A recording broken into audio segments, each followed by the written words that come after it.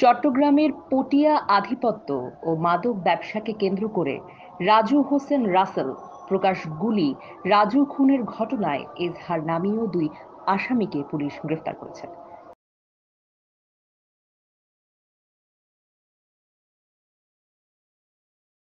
গ্রেফতারকৃত হলেন পটিয়া পৌরসভার মৃত খোকন চৌধুরী পুত্র পার্থ চৌধুরী জুলু, প্রকাশ মহসিন ও আনোয়ারা উপজেলার মোহাম্মদ করিমের পুত্র মোহাম্মদ শাকিব। এ সময় তাদের কাছ থেকে উদ্ধার করা হয়েছে একটি দেশীয় তৈরি এলজি 2 রাউন্ড কার্তুজ ও একটি ধারালো ধামা।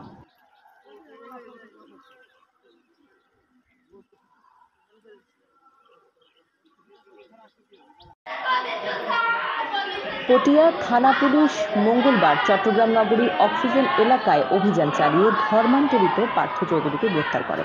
পরে তার স্বীকারোক্তিতে একটি এলজি কার্তুজ ও একটি ধারালো ধামা উদ্ধার করা হয়। এছাড়া খুনের ঘটনায় পুলিশ মোহাম্মদ শাকিবকে গ্রেফতার করেছে। পটিয়া থানার ওসি জসিম উদ্দিন জানান, রাজু খুনের ঘটনায় পুলিশ ইতিমধ্যে এজাহার নামে দুই আসামিকে গ্রেফতার করেছে।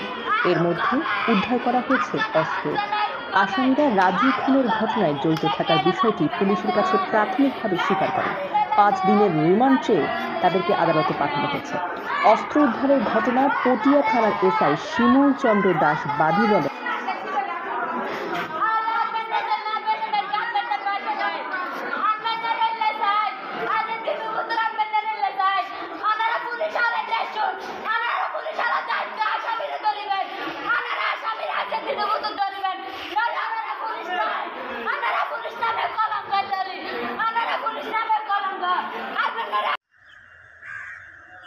বুধবার তাদের দুইজনকে 5 দিনের রিমান্ড চেয়ে পটিয়া সিনিয়র জুডিশিয়াল ম্যাজিস্ট্রেট তাররাহুম আহমেদের আদালতে পাঠানো হয়েছে। বিজ্ঞ বিচারক শুনানি শেষে তাদেরকে কারাগারে পাঠানোর নির্দেশ দেন।